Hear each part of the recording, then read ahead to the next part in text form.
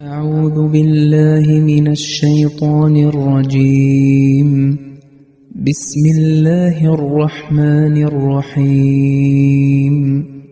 تلك أمة قد خلت لها ما كسبت ولكم ما كسبتم ولا تسألون عما كانوا يعملون. وقالوا كونوا هودا أو نصارى تهتدوا قل بل ملة إبراهيم حنيفا وما كان من المشركين. അസ്സലാമു അലൈക്കും വറഹ്മത്തുള്ളാഹി വബറകാതുഹു. സൂറത്തുൽ ബഖറയിലെ 135, 136 ആയത്തുകളാണ് ഇപ്പോൾ കേട്ടത്. ഈ ആയത്തുകളുടെ അർത്ഥം ഇപ്രകാരമാണ്: അത് കഴിഞ്ഞു പോയൊരു സമുദായമാണ്. അവർ സമ്പാദിച്ചത്, അതായത് അതിൻ്റെ ഗുണദോഷങ്ങൾ അവർക്കുണ്ട്.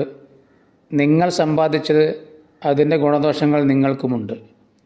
അവർ പ്രവർത്തിച്ചിരുന്നതിനെ സംബന്ധിച്ച് നിങ്ങളോട് ചോദിക്കുകയില്ല. നിങ്ങൾ യഹൂദികളോ ക്രിസ്ത്യാനികളോ ആകുവിൻ, നിങ്ങൾക്ക് നേർവഴി പ്രാപിക്കാം എന്നവർ പറയുന്നു. നീ അവരോട് പറയുക, അല്ല, ഏകദൈവ സിദ്ധാന്തത്തിൽ സ്ഥിരനിഷ്ഠനായ ഇബ്രാഹീമിൻ്റെ മാർഗമാണ് പിന്തുടരേണ്ടത്. അദ്ദേഹം ബഹുദൈവ വിശ്വാസികളിൽപ്പെട്ട ആളായിരുന്നില്ല. ജനങ്ങൾ പൊതുവെ ധരിച്ചിരിക്കുന്നത് ഞങ്ങളുടെ പൂർവികരുടെ കർമ്മങ്ങൾ ഞങ്ങൾക്കും ഗുണം ചെയ്യുമെന്നാണ്. അവർ സാത്വികരും സുഹൃതവാന്മാരും ആയിരുന്നെങ്കിൽ ഞങ്ങളും അവരുടെ സന്തതികളാണ്, അതുകൊണ്ട് അവരുടെ കൂട്ടത്തിൽ ഞങ്ങൾക്കും ഇടം ലഭിക്കുന്നതാണ്. അള്ളാഹു ഇതിനെ ഖണ്ഡിച്ചുകൊണ്ട്, ഇതിനെ നിഷേധിച്ചുകൊണ്ട് ഈ ആയത്തിൽ പറയുന്നു: ലഹ മാ കസബത്ത് വലക്കും മാ കസബത്തും. അവർക്ക് അവരുടെ കർമ്മങ്ങളുടെ ഫലവും നിങ്ങൾക്ക് നിങ്ങളുടെ കർമ്മങ്ങളുടെ ഫലവുമായിരിക്കും ലഭിക്കുക.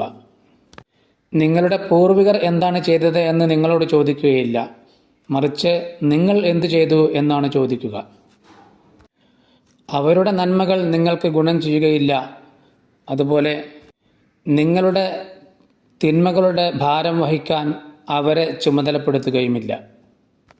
ഹസ്രത്ത് ഇബ്രാഹീമും ഇസ്മായിലും ഇസ്ഹാഖും അലൈഹിമുസ്സലാം എന്താണ് ചെയ്തത് എന്ന് നിങ്ങളോട് ചോദിക്കുകയില്ല, മറിച്ച് നിങ്ങളുടെ കർമ്മങ്ങളെക്കുറിച്ചായിരിക്കും നിങ്ങളോട് ചോദിക്കുക.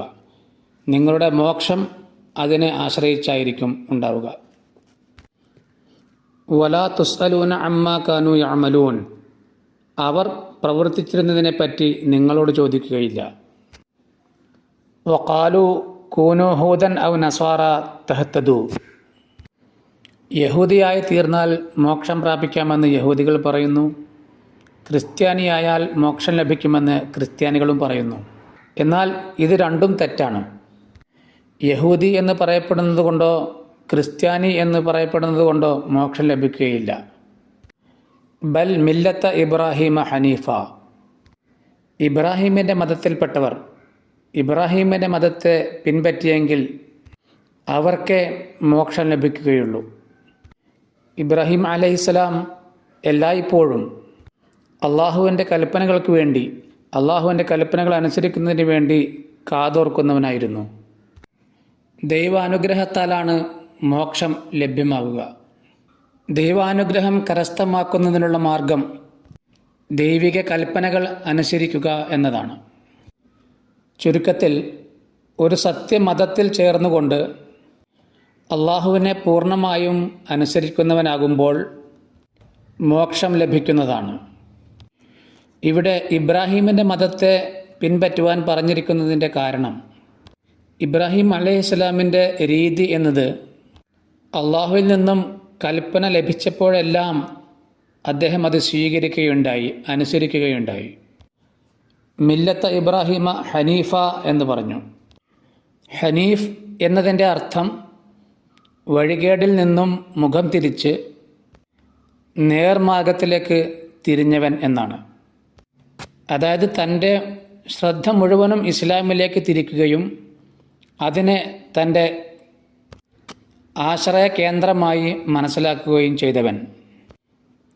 അബുൽ ഖിലാബ എന്ന ഒരു വലിയ വ്യാഖ്യാതാവും താബിഈങ്ങളിൽപ്പെട്ട ആളുമായിരുന്ന അദ്ദേഹം ഹനീഫ് എന്നതിനർത്ഥം നൽകിയിരിക്കുന്നു. ആദ്യം മുതൽ അവസാനം വരെയുള്ള എല്ലാ പ്രവാചകന്മാരെയും അതിൽ ഒരാളെപ്പോലും നിഷേധിക്കാതെ പൂർണ്ണമായിട്ടും വിശ്വസിക്കുന്നവരാണ്. ഹസ്രത്ത് ഇബ്രാഹിം അലൈഹിസ്സലാമിന് അള്ളാഹുവിനോടുള്ള ആരാധനയിലും അള്ളാഹുവിനോടുള്ള അനുസരണയിലും സവിശേഷമായ ഒരു സ്ഥാനം ഉണ്ടായിരുന്നു. അദ്ദേഹം ഏകദൈവ വിശ്വാസത്തിൽ സ്ഥിരനിഷ്ഠനായ ഒരു പ്രവാചകനായിരുന്നു.